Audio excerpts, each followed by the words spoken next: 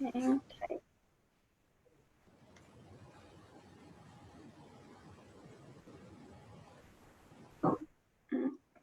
See if we're doing it.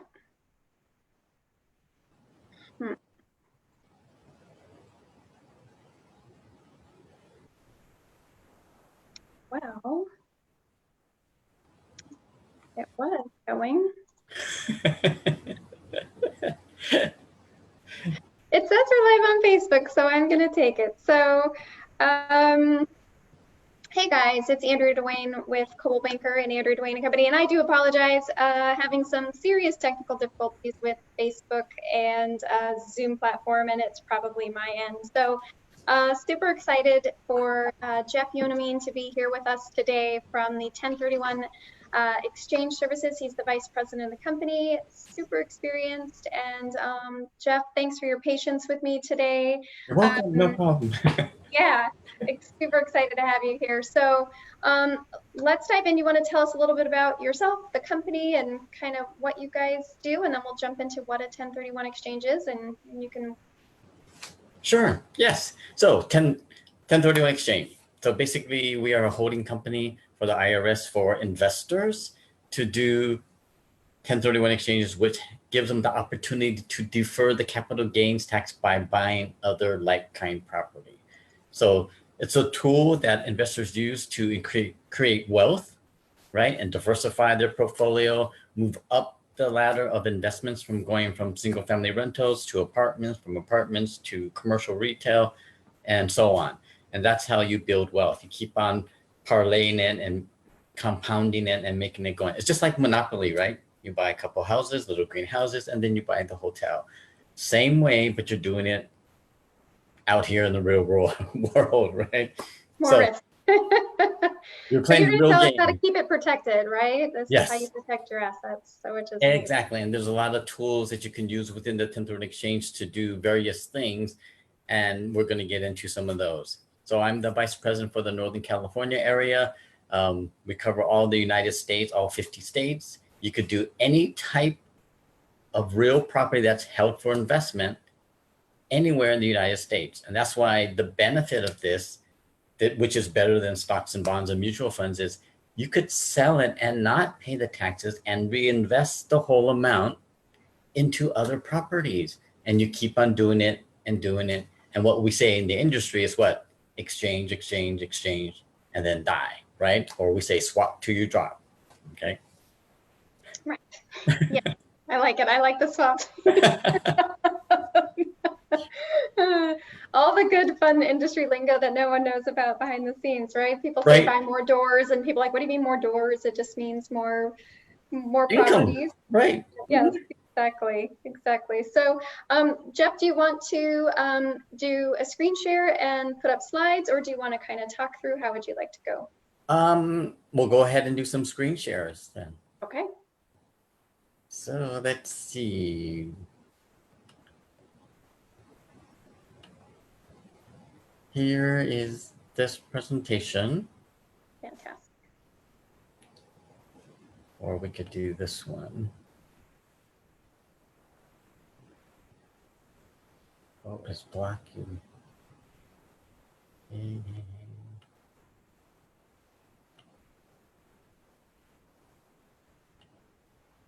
Oh, we just lost that. Well, we'll do the other one. Okay. Okay. So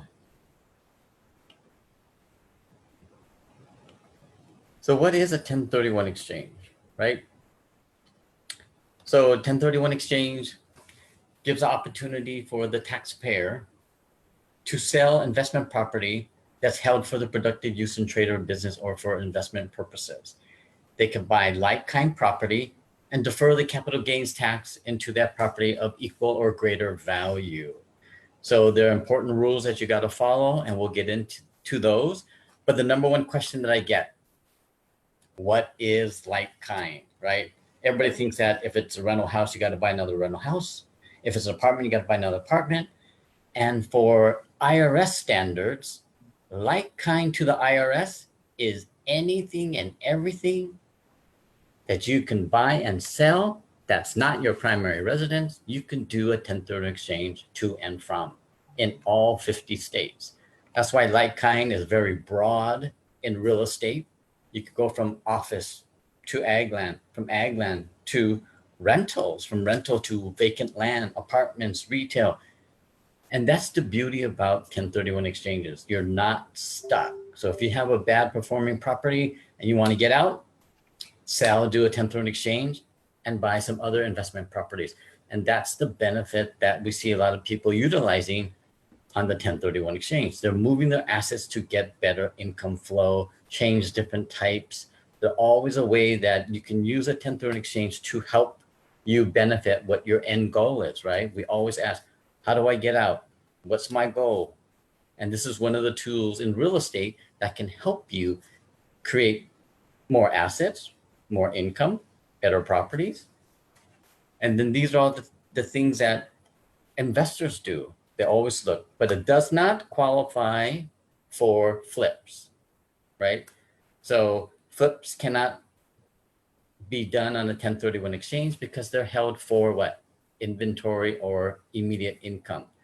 1031 exchange is for what? Intent to hold as investment. Right, and this is a great way through real estate to really diversify your real estate portfolio by doing 1031 exchanges into different types of properties of like kind without having to be pigeonholed, like you said, into just residential. You can go into commercial, you can go into apartment buildings. It's, ag land. So it's a great way to kind of diversify based on where the market is going. Exactly, because if you have a commercial building, let's say we have the financial situation in 2008 and 2009, and that wasn't it. You could have sold that, bought some ranch land, sold that, maybe some vacant land or rental properties. You could diversify. And that's why you can ebb and flow with the market. So if the market's more in commercial, you could sell your residential to buy commercial, and vice versa. You could go back down from commercial to residential. And you could use it as a tool. That's why a lot of people don't think of it as a tool, because the number one thing that benefits a lot of the investors is to increase their portfolio of wealth. That's the number one thing. And what comes along with it is what? Don't pay any taxes, right? Just keep on deferring it, and then die. Because what happens when you die, your heirs should get a step up in basis right at the time of death if you set it up correctly with your estate planning attorney to put it in a trust so it immediately flows to your heirs, right? And so then there is no capital gains due on all your wealth. So here are some other benefits. You can increase cash flow, right? You could go from vacant land that's generating no cash to a rental house, right? That's going to generate cash.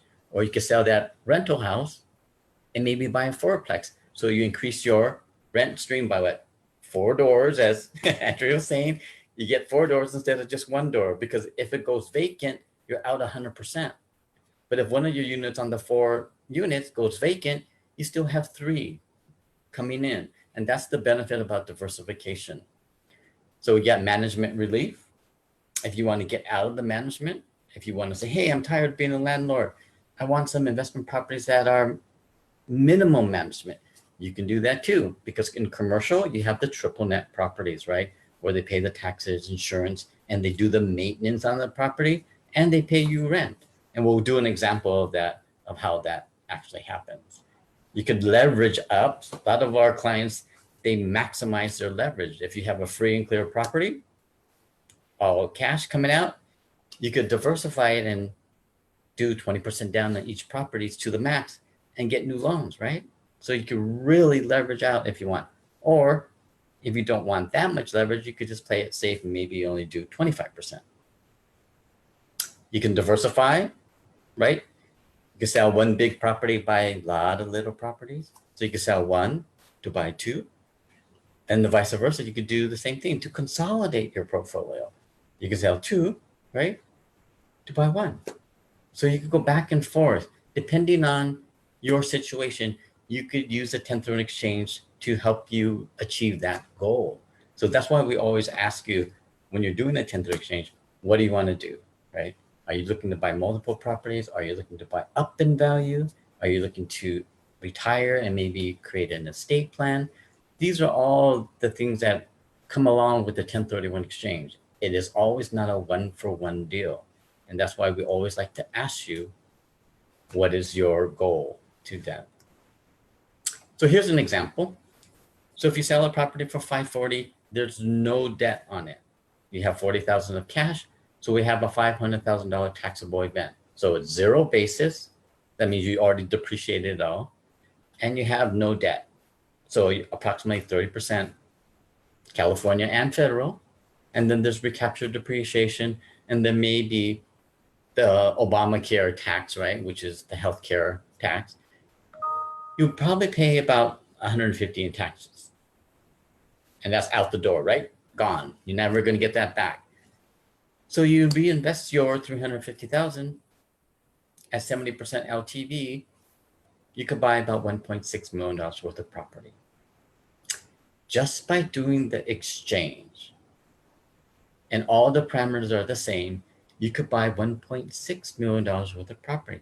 And that's why you increase wealth. That's why that's number one, because you're using what? Tax money that you would have paid to what?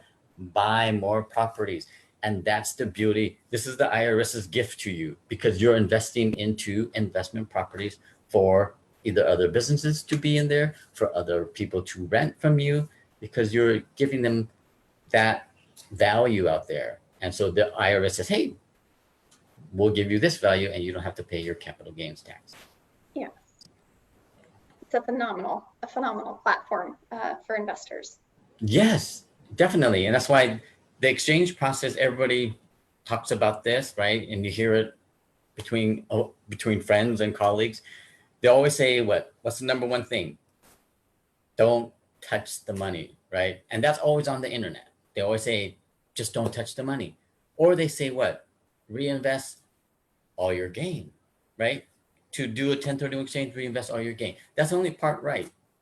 It's all the net proceeds from the sale. That means your money, that's down payment, what you made, any equity buildup, if you had a loan, right, by paying down the loan, all of it needs to go reinvest if you want to do 100% tax deferred. Any money that you get back at the close of escrow, let's say $50,000 to travel around the world, then you initiate that at the close of escrow to get that $50,000 at escrow, and then they'll give that to you, and you can still do a partial exchange and just reinvest the other proceeds. The second thing that I don't see is the debt replacement.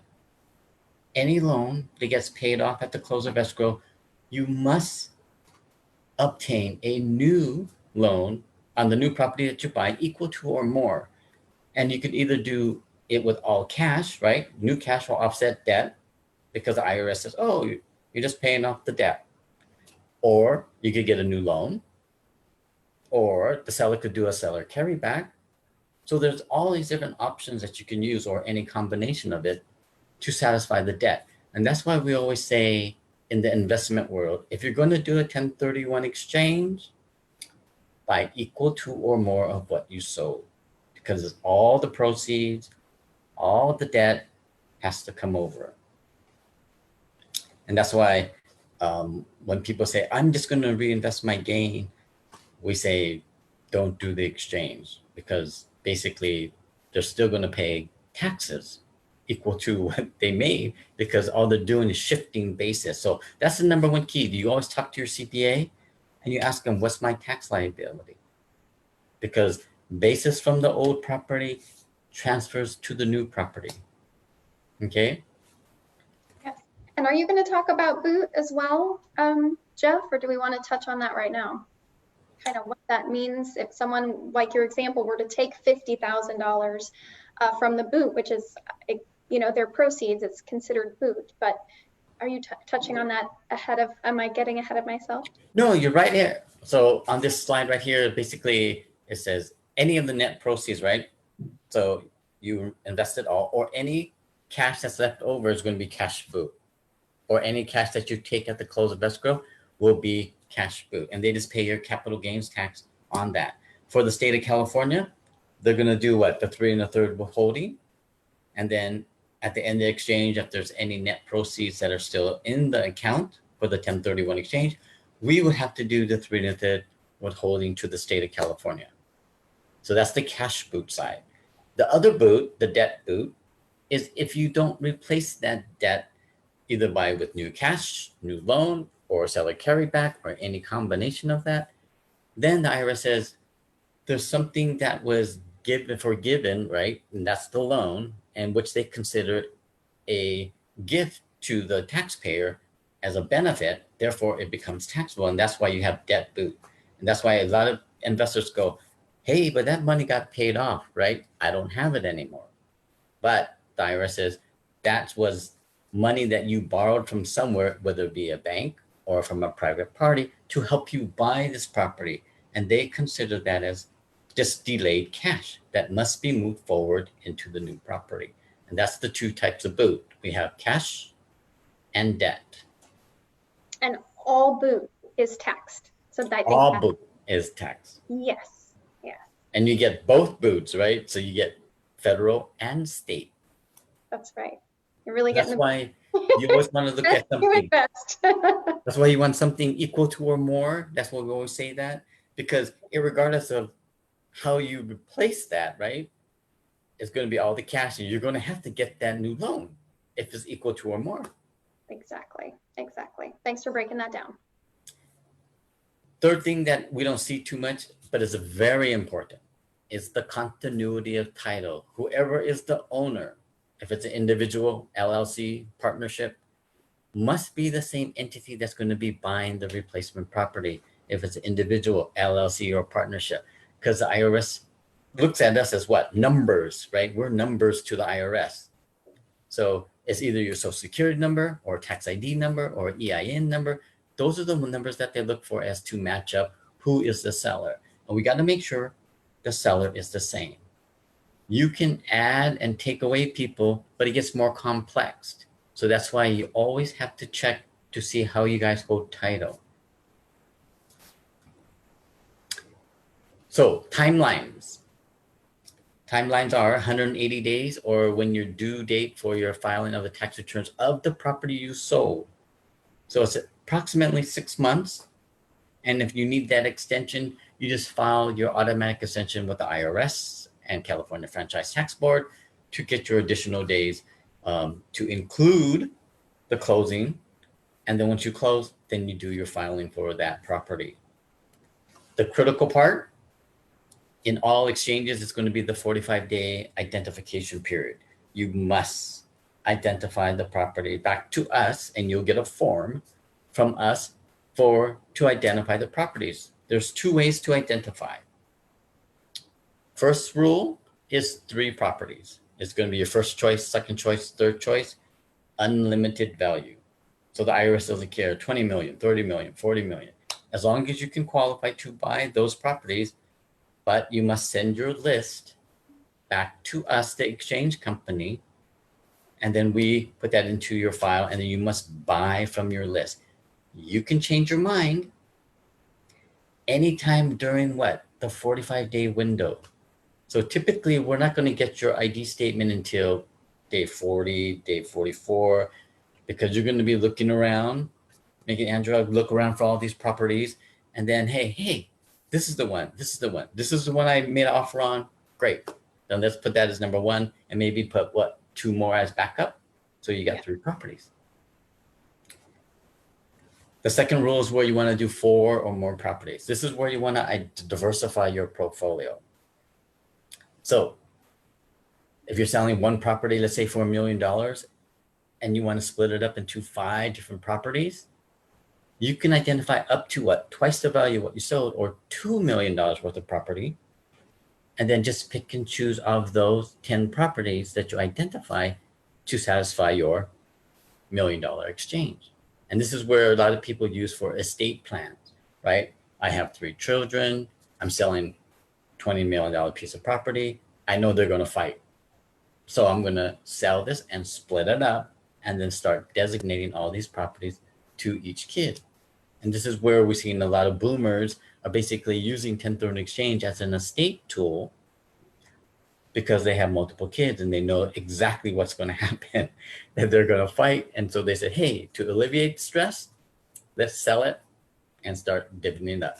And we have seen that a lot lately. We had one client sell 40 acres down in Central Valley. One son was in Silicon Valley, The other son was in the East Coast. And none of the kids said, hey, Dad, we're not coming back to farm. So sell it. So he sold it and he bought one property, investment property for one son in the Bay Area. And he bought another one on the East Coast for the other son. And he set it up into his trust.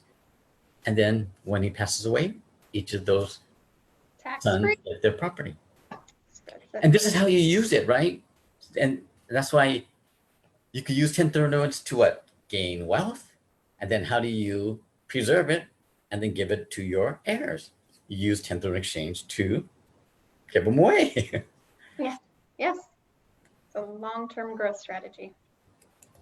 That's why typical exchange is always going to be 1-for-1, right? And this is about 60 to 70% of all the exchanges that happen. They sell one property, they're going to buy one property, and typically it's going to be across the board for like equal value. So if I sell for 400,000, I have a loan for 150, I have net proceeds 220. Typically that's going to be my down payment moving forward to buy the new property. And you can buy new construction, which they did. And then if you're buying it for 400, you just get the new loan equal to or more, which in this case, you're probably going to get a little bit more. So they got a $180,000 loan with a 220 down to buy the property in a new subdivision. The big thing that came into play for the 1031 exchange was second home, vacation home, 1031 exchanges. So before 2008, it was no, because the taxpayer had personal use to this. And typically they never rented it out.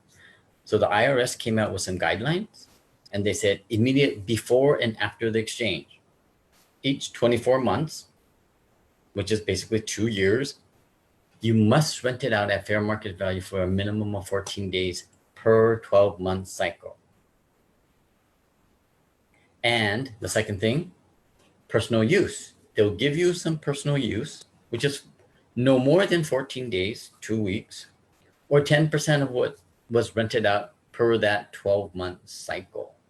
So in order to get just one more day, you would have to make sure that you rent it out for what? 150 days. And typically a lot of people don't do that. So they just take their 2 weeks. And so what we're seeing, like people going up to Tahoe, people start figuring out how to use this.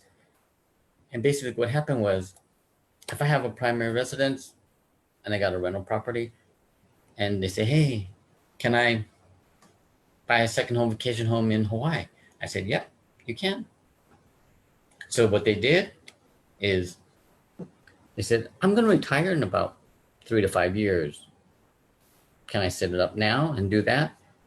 And so we bought this as a second home, vacation home, 1031 exchange, sold it for 500 over here in Sacramento. And then we went over to Honolulu and we bought the condo for 550 and put all the proceeds down, got a new loan, and then set it up as a vacation rental. And so we got the minimum 14 days, no problem. But we told the taxpayer, don't take more than a 2-week vacation to go check on the property, for the first 2 years, each year, that's it. And then they go, what happens after the third year? You could do it 6 months, right? You could go over there 6 months and then come back. And then they said, what happens if we want to convert it? There's nothing in the code that says that you can't really convert it to a second home or a vacation home, right? And not even rent it out. So you don't have to rent it out after the first 2 years. You basically fulfilled the safe harbors for the IRS on the second home, vacation home. So what they did is basically sold the primary residence and then said, hey, is it okay if we move into it? Yes, but we're not the CPA. Check with your CPA to make sure that whatever is the right time for you to do whatever you want to do to move in, that you can then go ahead and then relocate into that one, and which they did. And so that's why I always basically get the CPA involved whenever you're dealing with your 1031 exchange, because you need to know your tax liability, your cost basis, and then what's happening as far as your portfolio is concerned. Absolutely. And again, a great way to move on with your properties later in life, right? Yes, Always want to exactly. be where you are. Eventually you have an idea that, hey, I want to retire somewhere. And in the meantime, you can leverage that property and make it work for you. So I think that's a great strategy. The other one that's really hot right now is the reverse exchange. Okay, this Yes, came I out. was hoping you were going to talk about that. Yeah. It's the September 2000s came out, right? So basically, it says IRS says you can buy the property first and then sell what you need to sell. But the IRS says you cannot own both properties at the same time. You must give up one of the properties. So either the property you're going to buy, you have to give to the exchange company, and we hold it in a exchange accommodation title holder or a EAT, or the property that you're going to sell, the relinquished property. So it's going to be an either or, but we must take one of them before any property closes. So we have to set it up in that. But it gives you the opportunity to alleviate the 45 days, right? The ID period, that you can actually go out and acquire the property first. So you have to be financially wherewithal to go ahead and purchase the property, because if you're going to purchase it, we have the whole title to the property you're going to be selling it, right? So here are some examples for the reverse exchange. So if you find some units here, you say, hey, Jeff, look, these are great. This is a sixplex. Why don't you go ahead and buy it? 400,000. It's going to be 30% down. I get my new loan. But before I close on my 6 units, I have to list and get that property that I'm going to be selling ready to go on the market, right? And then I have to tell the exchange company is which property they're going to hold. If I'm getting a loan, the lender's not going to let us, the exchange company, hold title to that. Therefore, we must hold title to the property they're going to sell. So right before we close, we take title to the property they're going to sell, and then we get that property ready for sale. And then what happens is, then you could go ahead and close, right, on the replacement property. And then once the relinquished property closes, I, the investor, get my down payment back, or whatever money that I put into to purchase my new investment property. And that's the key here. It's a short-term loan to myself by outlaying my money, because once I sell my relinquished property, I get it back. And so that means all the money is going to be going in.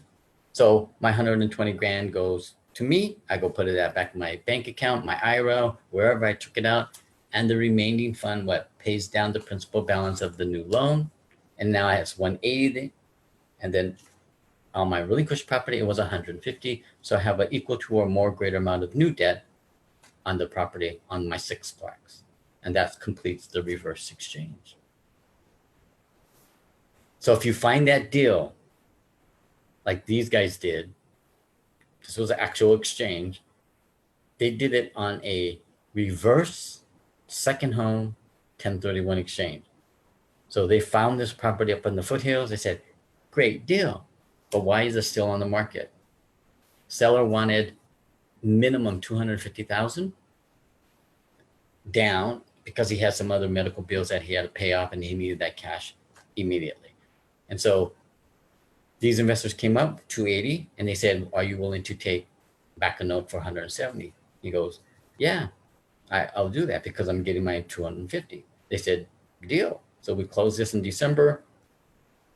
Then they put their property on the market. It was free and clear. So right before we closed this log cabin up in the foothills, we took title to the property they're going to sell. It had no debt on it. It was one of the rental properties. And then when they sold it for 2.25, their net proceed was 210. We paid them back all the 210. So they were just out 70 grand to buy this property up in the foothills. So if you find that, you gotta have that type of property, or you find something that's gonna make sense as far as like the sixplex, then the reverse exchange is probably very beneficial to you, because then you're finding the property that you want. And that's the key on the reverse exchange. It's kind of like we use it as a benefit to find the properties, because this tight market, the reverse exchange is very, very important right now, because they're tying up the property first and then selling the property they need to sell.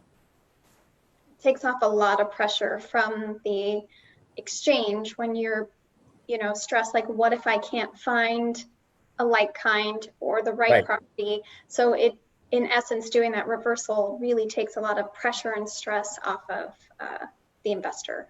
Yes, it does.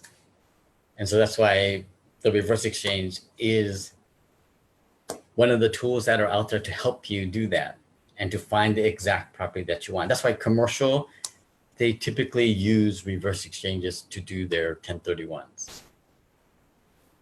Can you talk a little bit about the COVID-19 extension rules and how that affects, it's not as great, I know, as you were hoping those new rules were going to be, but can you explain how those are going to affect both the reverse exchanges and the 1031 exchanges regarding timelines for identification and closing? Oh, yes. So I'm going to pull up another screen. So for the 1031 exchange timelines, like the 45 days and the 180 days, the IRS typically under some type of presidential declaration, they typically give 120 days. This time, they gave only a very short window,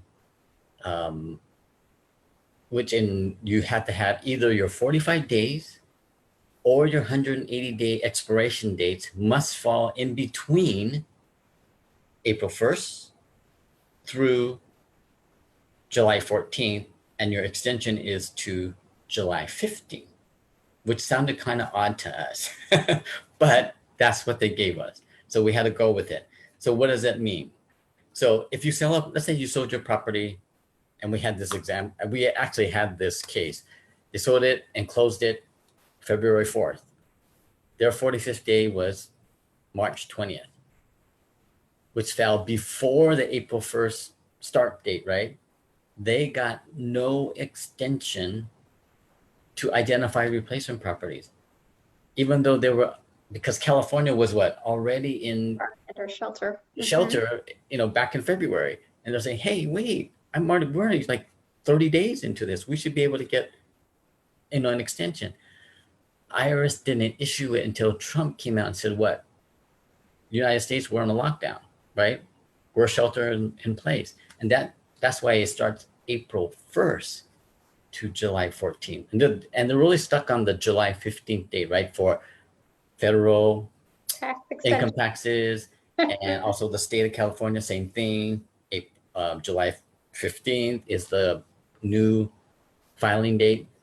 And so if you, on this example that we had, their 180th day landed outside of the July 14th day to August 2nd. And then now, so what happens is they get no extension whatsoever, even though they're doing the exchange in the midst of the pandemic, right? They don't get any exchanges and they're out of luck.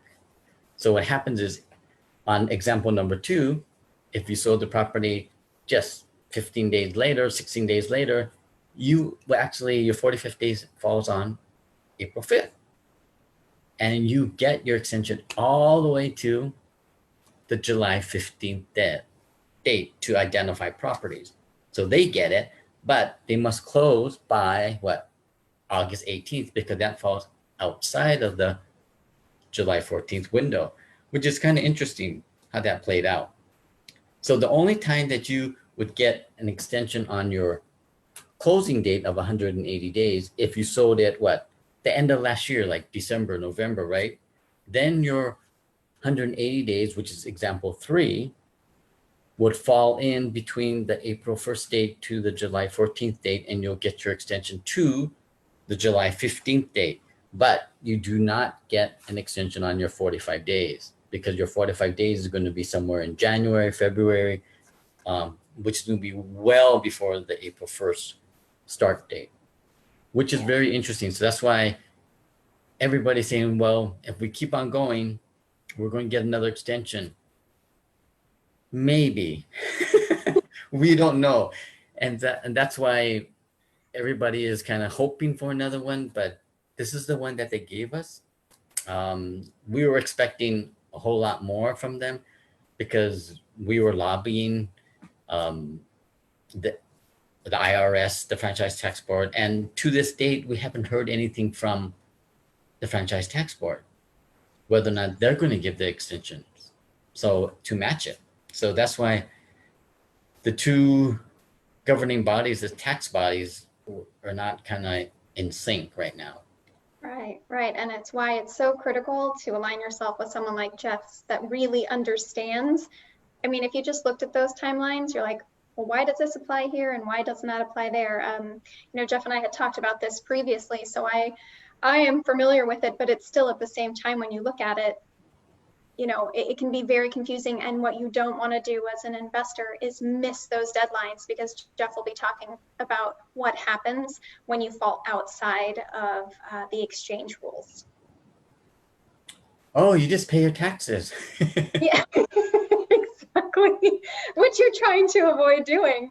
So yeah, everything you were trying to do, basically, it just doesn't happen, and now you're paying 33% tax when you were trying to invest and do the right thing.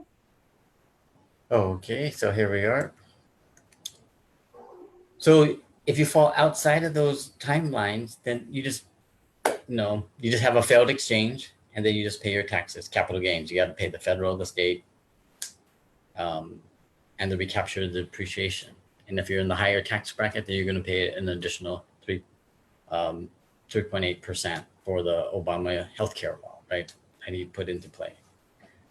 So the other ways to use the 1030 exchange is to do multiple properties. You could combine them to buy one big one, or you could sell one to buy a lot of little ones. So you could go back and forth. So here are some examples of how you can use the 1031 exchange. So this was a consolidation. These people wanted to get out of being a landlord. So they had two properties here in Folsom. They were selling it. And all you do is add everything up. How much loan, how much net proceeds, and then we got to make sure we buy something equal to or more than the two combined. We have $900,000 sales price that we're looking at.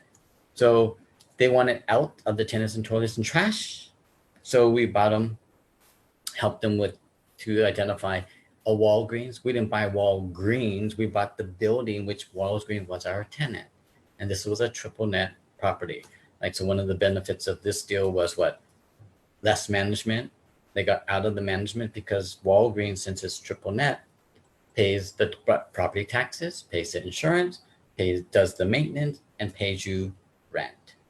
And that's why this was very likable to these investors, because now they got to travel around. They don't get the phone calls in the middle of the night saying, hey, my toilet's stocked up, come out and fix it. We brought over the net proceeds of $450, got the new loan, purchased it for $1.1 million. And so now they're traveling around, and Walgreens is what? Automatic deposit to their account. So this is one of the benefits of doing 1031 exchanges, because it could fit your needs, right? These people had already been the landlord, done all the cosmetic works on these rental homes. Now they were tired and they wanted to move on, but not pay any capital gains tax. Right, and investing in something like Walgreens, especially right now, an essential business, it stays open, it's still continuing to generate revenue. So it was a really smart exchange. Yes. And the exchange and the rental market, or the investors that are selling their rentals, it's very stable now. It's not going gangbusters up, and it's not dropping. It's very stable right now, because the market is still moving. There's still buyers, investors that are still buying these properties, and that's why the market is still active. And so this was another exchange we did. It was $1 million converted property to rental, and then all we did is there's no debt. You just split it up however you want to. We just bought two properties for them, all cash. So this is going from what? One door to two doors. So basically you are increasing your rents coming in, right, per square foot, and you're diversifying, because if one goes vacant, the other one is still occupied and still generating new income, right? So you got two incomes as opposed to one, and that's the better thing about it. And the next thing was for them to sell that again and have 4 properties, because now they got 4 doors instead of just 2 doors. So they're always doubling up on their investments. So thinking about paychecks, right? It's really, if you got 1 property, you got 1 paycheck. If you got a 4-plex, you got 4 paychecks. So you're getting paid 4 times a month. Right. And you've also talked about a lot of people are moving from the state of California for their investment. They exchange here and then they exchange out of state so that they can actually afford more doors, more properties. Yes, and that's the beauty about 1031 exchanges, right? You can go anywhere in the United States, and you could go back and forth, and you could go up and down. That's why you're not stuck with your investments. That's the beauty about real estate and 1031 exchanges. A lot of people say, "Oh, it's too difficult. It's too difficult." If you work with the right people, right? You're here on Facebook Live. Use your agent right there. Andrea that knows 1031 exchanges and how they work and the dynamics, and she could place you in those types of properties and get you good prices and find you good properties to buy. So you can diversify. This was a estate plan that we did. They said, hey, eventually we're going to retire to Sun City, Del Webb, Lincoln Hills, right? So they said, we'll sell this property, but we want no debt on Sun City. So we said, not a problem. So we bought Sun City all cash. We put all the debt on property number 2. And then that satisfied the 1031 exchange. So that's why it doesn't have to be equal. So eventually when they retire, they have Sun City and they work with it. We say, work with your CPA to determine when you're going to move in, right? If you decide to do that. So that's why we don't give that advice. You shouldn't give that advice. Always talk to your CPA. And then the other question is, from a 1031 exchange standpoint on property number 2, may my daughter and her family be our tenant? And the answer to that is yes. If they what? Pay fair market value rent. And so that's what happened. So they helped out their daughter on property number 2. They found a property that they would like to live in the area. And then so mom and dad bought the property. They became the tenant, the daughter and the family, and they paid mom and dad rent. And the mom and dad has to declare that rent. And everybody goes, well, for how long? For however long they own the property, as long as they're the tenant. So that's why you can't give it away. Otherwise, the IRS will consider that what? A second home. And then when you have somebody in there as a second home, you're going to disqualify that property as a 1031 exchange property just by the mere fact that the daughter's living in there, let's say 100% of the time, but she's not paying fair market rent. That qualifies for what? Mom and dad's personal use. Now they're out of the 14 days, right? They're over 14 days, 365 days. Therefore, that property won't qualify for 1031. So that's why you got to watch out that you make sure that the daughter or the child pays fair market rent. Right, But you and can just use knowing ahead of 1031. time, right, to set up those strategies. There's so many ways to set up a strategy for your property exchange, and that's really what I wanted you to convey, that it's not just that straight one-to-one. There's so many facets behind doing a 1031. So thank you for being on today and really sharing your knowledge. Oh, you're welcome. You can increase cash flow, right? Sell one property, get multiple doors. So like on this one, we increased the cash flow because if you're only getting one thing, and this is what they said, I can't retire on $3,000 a month, right? Even though this property in the Bay Area was worth 1.5 million. They can't retire. But that's why all their equity was stuck in that property. So we took that equity out and started buying multiple properties. So that's what you can do. And then you create, like on our units that we bought, we put minimum down and we let the property pay the mortgage. And all on the rental properties, we bought them all cash. So this is how you can create that multiple door, that we talked about earlier from the beginning, right? How many doors you want? You got one now, but we gained 10 when we did the 1031 exchange. Right, and 5x their income. Yes. And then also there's an exit strategy, which is the Delaware Statutory Trust. which basically says, hey, I don't want no management. I just wanted to plop my money down somewhere and not worry about it, right? And just collect the rent. To preserve your capital and your wealth, this is one of the options that are out there, but you have to be accredited, $1 million net worth or more. And so you could sell your rental and then invest into these industrial, retail, student housing types of property where you can buy fractional ownership interest. But once you get in, there's no exit strategy out of these until they actually sell. So you're stuck. So we only recommend these as a last resort where you can't find something and you still want to not pay the capital gains tax. Then this is an alternative strategy. Or if you're like a boomer and you just want the income now, right? And you already did all your work with the tenants and the toilets and the trash, then the DST may be an option for you. But until you get to those points, I think the open market is going to be where it's going to be at right now. Yes, I agree.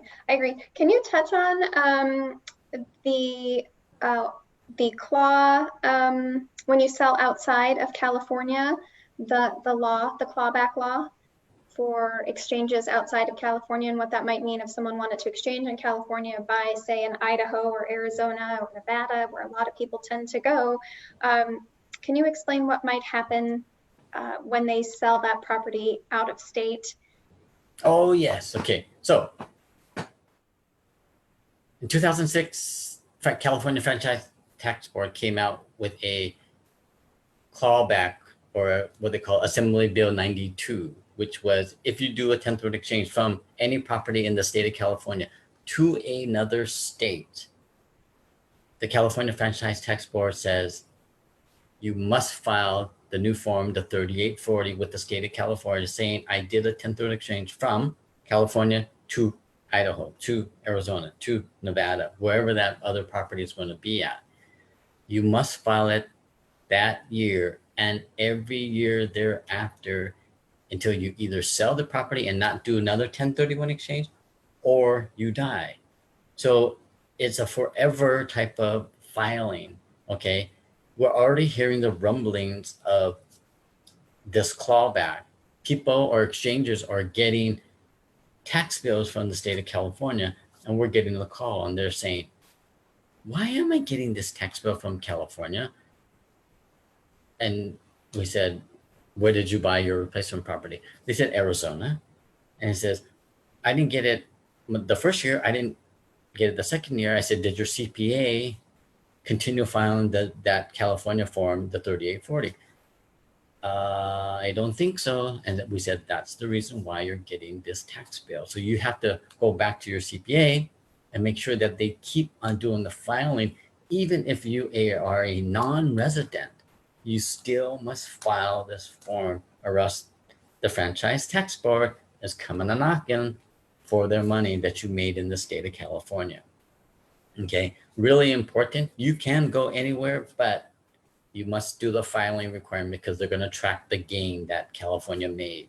So even though you're a resident or non-resident, it doesn't matter.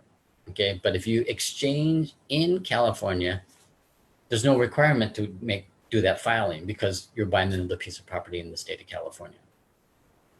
And if you were to sell here, buy in another state, sell there and come back and reinvest in California, what happens there? Well, because you sold that property and you came back to California, right? So you're telling California, I bought my replacement property back here. Right. So then now the property, all the gain came back. As long as you bring the money back to the state, you'll be okay.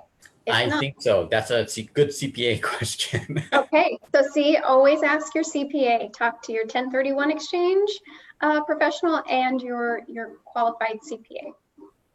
Yep. So this is the other issue that we're seeing pop up, which is the Housing Economic Recovery 2008, which was basically stating that if you decide to move into any rental property, right, and make it your primary residence, right, and you want to live there 2 out of the past 5 years, the new tax law states, January 1st, 2009, that the capital gains is going to be prorated based upon how long you own the property to how long it has been a rental from January 1st, 2009 forward. And so it's not 100% as it was before. So everybody thinks it's 100%.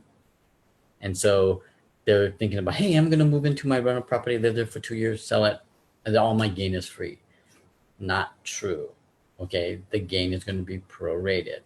On top of that, what they passed was a 5-year holding rule for if it was a 1031 exchange property. You must hang on to that property for a minimum of 5 years. And then what? Qualify living there 2 out of the past 5 years to qualify to get your exclusion of the Section 121 primary residence capital gains, right? So if I do a 1031 exchange, I rent it for 2 years, and then I move in into for 2 years, and I say, Andrea, sell it. Guess what? Under the primary residence rule, I get nothing. I don't even get my $500,000 from my husband and wife. I would have to do what? Live in there for what? 1 more year and get 5 years holding period. And then the gain is what? Split. 40% I had to pay capital gains tax on. 60% goes towards my $500,000 exclusion for me and my wife. So it's not 100%. And that's why everybody has to know that whenever you try to move into another property and make it your primary residence, that gain is now going to be prorated. So very important to know that. Always talk to your CPA when you start changing status of property. Yes, and I think that's a rule that a lot of people didn't realize has come into effect, and it's been in effect for what, 11, 12 years now. So yes. Mm-hmm. And then there's also a rule that you had mentioned to me regarding personal property that has changed. A lot of people didn't realize. Do you want to touch on that? Yeah, so under the tax reform under President Trump, so last year basically he said you cannot do personal property exchanges. So we used to do like trucks, cars, boats, trains, planes, anything that was used in the productive use of a trade or business, right? So machineries, a lot of dairy farms and vineyards have a lot of expensive equipment. So all that type of equipment is no longer exchangeable. So only real property. So if you sell a business with the real estate, we have to split it up, right? Business and real estate. And we can only do 1031 exchanges on the real estate. The businesses are no longer exchangeable. So we used to do a lot of like dental practices that have very expensive x-ray equipment, drills and bits and all that kind of thing. They would do a 1031 exchange for their new office, right? And buy new equipment. So these are the things that you have to be aware of. So businesses cannot do 1031 exchanges anymore. Only real property to real property. Yeah, that's critical, and it makes a huge difference on a business's ability to upgrade or move locations, and really have to think twice about, is this the right move for me? Exactly, because under the new tax law, they give you what? Depreciation of that asset or that equipment 100% in the first year that you buy it. And that's why the IRS says, well, if we're going to give you all that, no need to do 1031 exchanges on those, right? So just basically you wiped your whole new truck out down to zero basis, right? If you bought it for 50 grand, you wrote off the whole 50 grand in that first year that you bought that truck. So that's why, a lot of times you see people exchanging equipment for this and that. That's why you see the Mack trucks, you see the moving trucks, right? They're trying to improve their fleet by buying new trucks, and they would sell the old fleet and do a 1031 exchange and buy a new truck. They can't do that anymore because that's all personal property, not real property.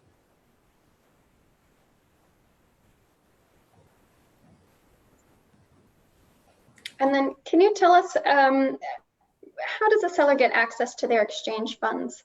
We know that once your property is cashed out, you never, ever, ever want to touch your boot. Otherwise, you have once again, voided the whole 1031 exchange process, which is why a company like Exchange Resource is so critical in the transaction, because if I'm waiting to get my proceeds but I want to exchange it, they should never touch me, meaning never come into my account, never come into my possession. They should always go with Jeff or his company, so that they stay intangible to me and able to be qualified under the 1031. So in the event I wanted access to my funds, Jeff, can you explain the process there? Sure. There's basically only 3 ways that you can get your funds, right? Number 1 is buy your properties within the 45-day window. And then once the 45th day hits, if there's any cash left over, day 46, we close the account and then your funds come back to you. Or if you identify no properties and you can't find any properties to buy, IRS says no properties to buy, right? On day 45, if you didn't send us your list, we have to close the account day 46, do the California withholding, put the 3 and the 3rd, and then we send the rest of the funds back to you and you just pay your capital gains tax. However, if you buy one property, let's say you identify 3 properties and you buy only one and you're past your 45th day and you have a little bit, let's say 50,000 left over in your account, the IRS says your exchange is still live, meaning that you can still use that 50,000 to buy one of the other 2 properties and do 100% deferral, right? So they tell us by our regulation says we cannot release those funds until day 181 when your exchange is over. So those are the 3 times that you'll be able to get your funds back to you, but you'll just have to pay the taxes on whatever comes back.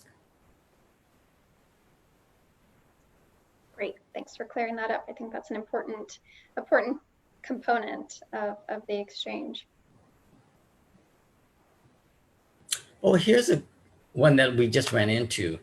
Bay Area property. They said it was bought for, I think it was $500,000.